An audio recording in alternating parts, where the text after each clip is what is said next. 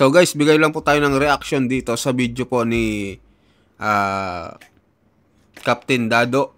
So, title niya kasi AFP at PNP na ang may problema. Given na si BBM. Ano to? Et al.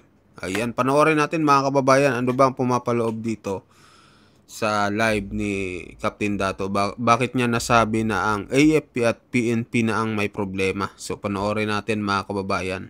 So, ito na. Review muna tayo. So, 3 taon nang nakaraan na kay BBM. Given na si BBM at yung kanyang mga kasama sa gobyerno, mga tiwali sa gobyerno, pero nagmamalinis si BBM, wala daw siyang kasalanan, nagugas kamay, kaya pananagutin ang mga kurap. So far sa lahat na nangyayari, no, nandyan na lahat ng mga mga pangyayari. Rally pa more. Rally pa more. Okay, so gusto kong na pinag-usapan lang namin ngayon na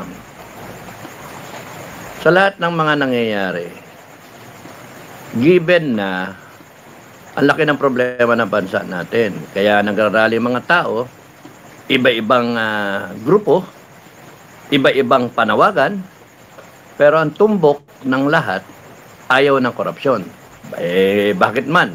Apektado tayo lahat ng korupsyon. Kaya ikaw ay loyalista, ikaw ay dilawan, pinklawan, CPP, NP, NDF, kaliwa, komunista. Kung ikaw man ay Duterte supporter, maging DDS, mga maisog, at yung iba-ibang mga grupo, hindi no point in no argument na lahat tayo, buong bansa, apektado ng korupsyon na yan. Apektado tayo. Isipin mo naman, budget mo 3 trillion. Lumalabas so far yung sa flood control 1.7 trillion for the past 3 years, no? 545 billion, if I recall right. Itong taon lang na to. Marami pang mga agencies na may korupsyon, hindi pa na bubuking. Pero with all these revelations, investigations na parang pagong, wala pang nakukulong, at sinasabi naman by December, may makukulong na. December 1 na bukas. So, by the looks, wala pa yan. Kasi, ang ano naman natin, ang korte natin, ang judicial, ang justice system natin ay naabot ng taon eh. So, walang makukulong. Niloloko lang tayo, walang may makukulong. At yung mga revelations na sinabi ni mga Diskaya, Gutes, na nawawala ngayon, may illegal detention na yan, yung mga nag-handle kay Gutesa. If he's being kept against his free will and is being coerced, that's a violation already of his constitutional right. So, yung sinabi ni Ko na parang miniseries, mga teleseries, abangan ang susunod. Abangan ang susunod na sasabihin ni Ko. And then yung mga nag-resign ng mga cabinet, si ES tsaka si Secretary Pangandano, Amina, no?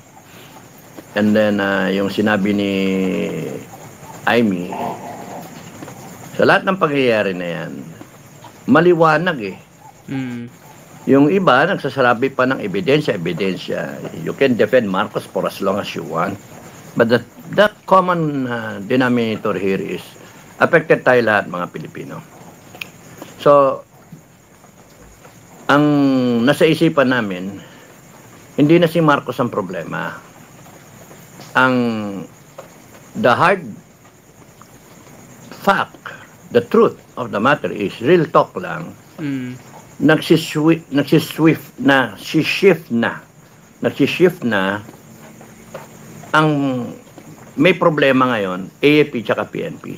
Sila na ngayon ang problema. Ayun. Kasi given na yung Marcos given na yung korupsyon sa gobyerno, given na may mga tiwali sa gobyerno, given na yung Congress natin, Senado natin, na may mga pumalimbat ng pera dyan, at continuous yung abuso, continuous yung paglabag sa ating konstitusyon, at yung mga rally continuous, want to sawang mga rally, na iba-iba ang pinanggagalingang grupo, na kahit iba-iba ang mga sinasabing panawagan nila, ang tinutumbok pa rin ay korupsyon.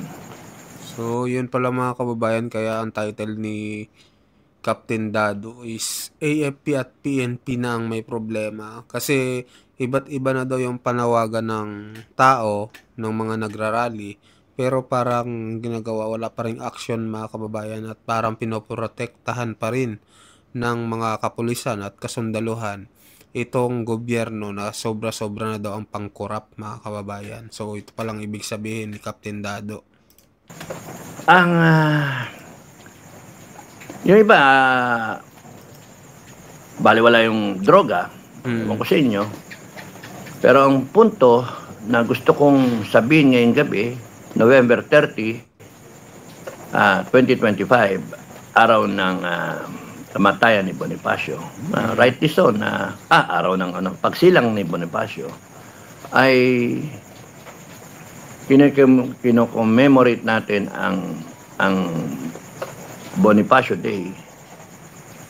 Pero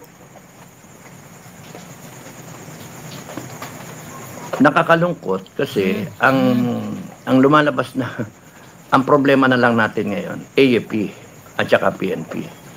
Why? Kasi tinotolerate nila ang maling nangyayari sa ating bansa. Think about it. Dami ng rally na nangyari.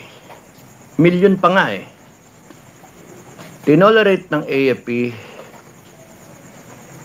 yung mga ginto na nabenta, yung pera-pera na nawala, like yung Marlica Fund, yung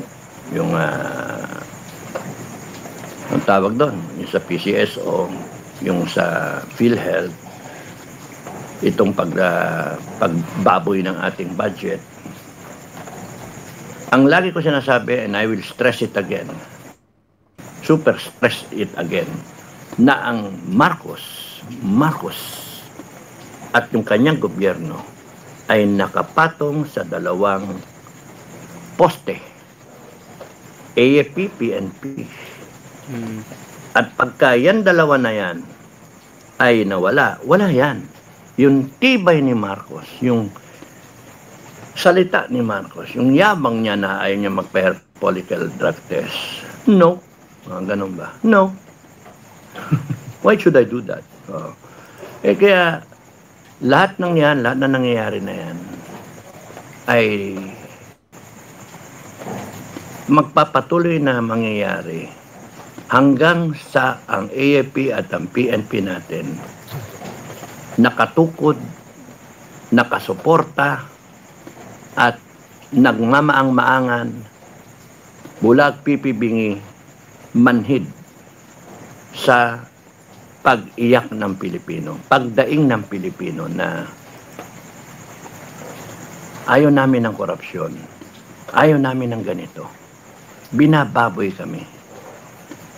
Pero patuloy ang AFP na nagsasabi na support the Constitution, uphold the Constitution, defend the Filipino people, follow the chain of command, shield us from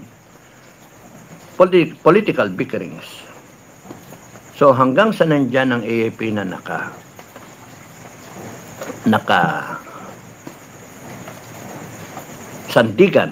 sandigan ng gobyerno ni Marcos, magpapatuloy ito. Ginagawa na ng taong bayan yung ating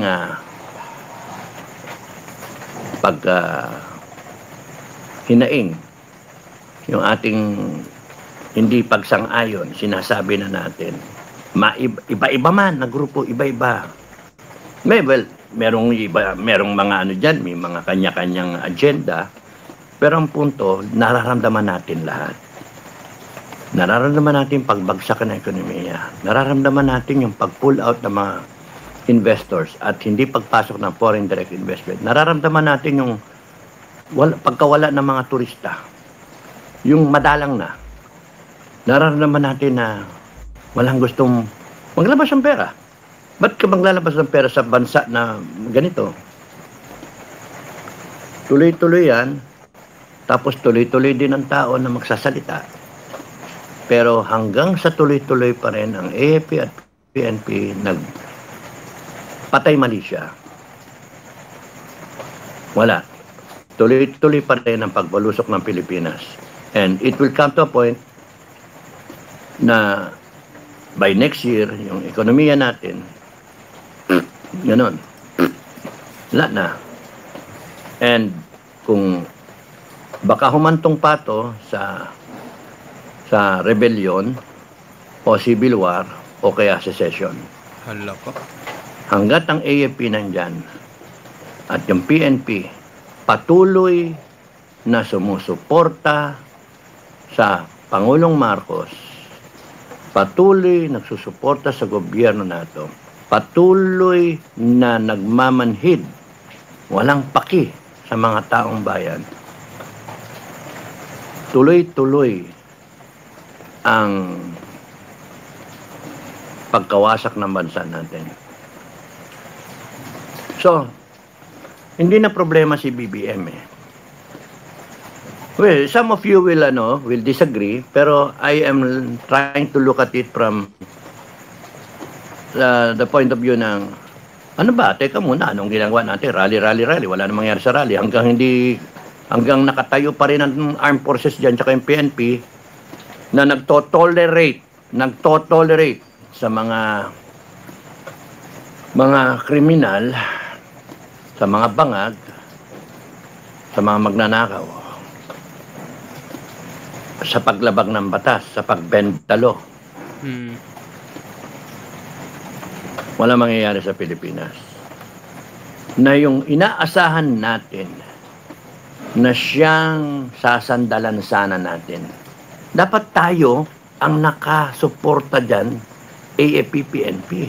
Baliktad eh. Sa atin walang nakasuporta, mga retired lang. Nandito yung mga sandatahang lakas ng Pilipinas, PNP, nandito kay Marcos. Na dapat, itong administrasyon ni Marcos, nandyan din, nakaposte yan sa taong bayan, sa Republika ng Pilipinas. Kaso hindi eh. May sarili silang mundo. Tayo naglagay lahat yan eh. Bakit tayo namang problema? Tayo nagpapasweldo sa lahat na yan, AFP, PNP, tsaka kay Marcos, buong gobyerno. Tayo nagpapasweldo dyan. Pero, bakit ganito nangyayari?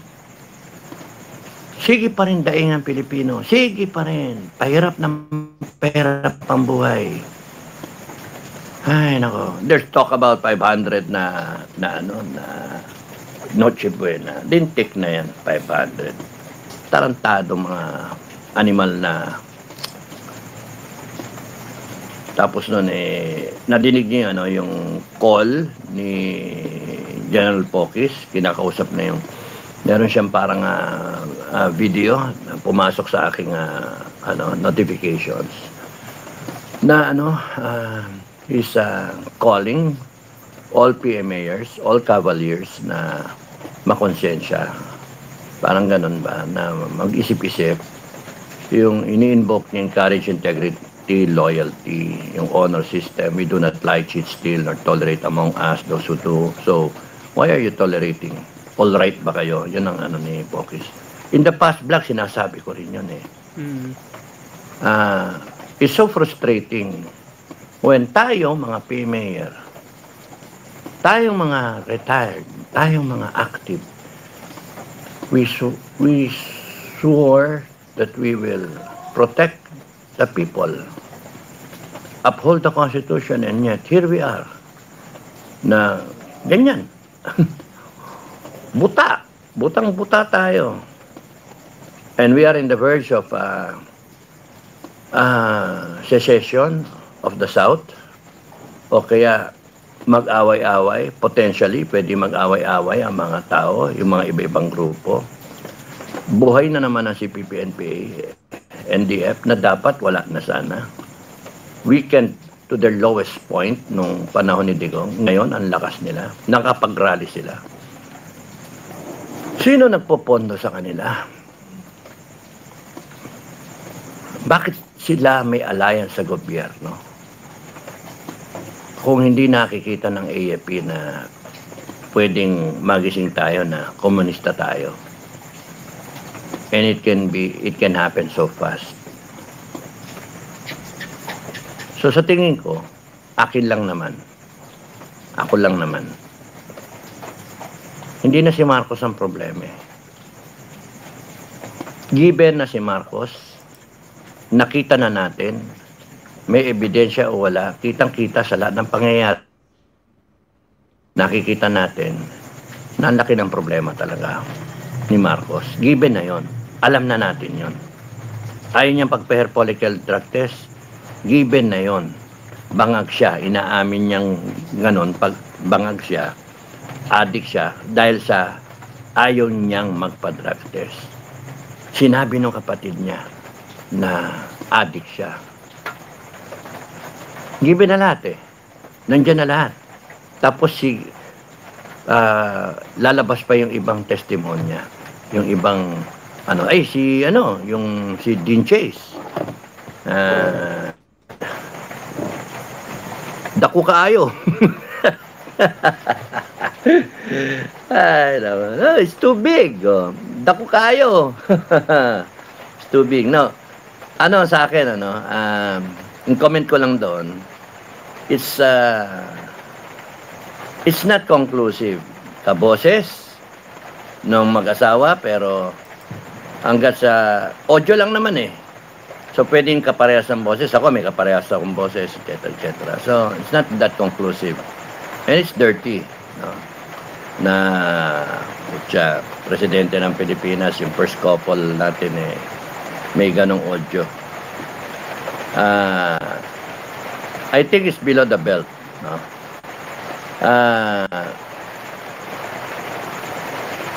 Kung yung authenticity sa ang nakakalam is si Dean Chase kasi binigay ng kaibigan niya who was in that party. So I will leave it at that eh. Ang immoral, immoral.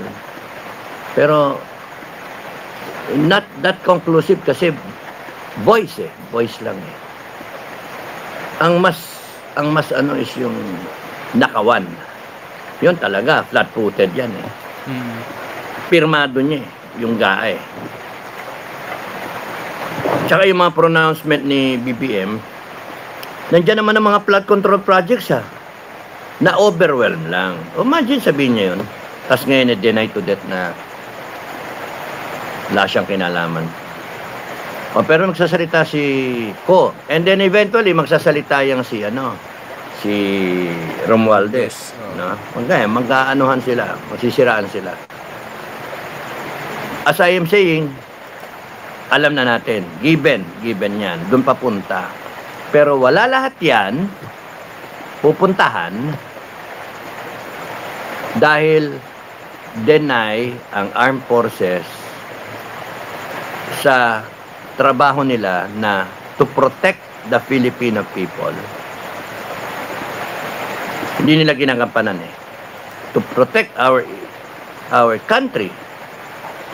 Because we are spiraling downward. Pababa tayo ng pababa. Spaghetti pababa ng pababa. Kaya nga ngayon, sa tingin ko, ang problema na ngayon, pumapaling na sa armed forces at sa PNP. Real talk. AFP at PNP na ang problema. Kasi hanggat nakatukod ang AFP, nakasuporta, nagtotolerate ng kawalangyaan, ng kasamaan, kasakiman, pagnanakaw, plunder, droga, hanggang nagsusupport ang AAP at PNP, hanggang sumusunod sila sa utos ng presidente bilang commander-in-chief na hindi kinu-question ang kanyang pagiging drug addict. Kung totoo ba yon o hindi. Hanggang sa yung mismong AAP at PNP ay sinasabi nila na apolitical sila. Wala. Mapupunta tayo sa mas madugo na pangyayari. The people will rebel against this government. Some sectors will take advantage of it. Yung disarray, yung gulo. Some are thinking na baka mag-civil war tayo because those Marcos and then those Duterte, clash. No? And yung iba naman, solve na sila. Humiwalay na lang ang Visayas at Mindanao. Mangyayari yon hanggang ang AFP ay tuod. Walang paki. And you will go down in history, in the sad history of this country, AFP, PNP, na kasalanan ninyo. Because the people are doing their part. Kahit anuman ang grupo, anuman ang sa spectrum ng lahat ng tong politika nato.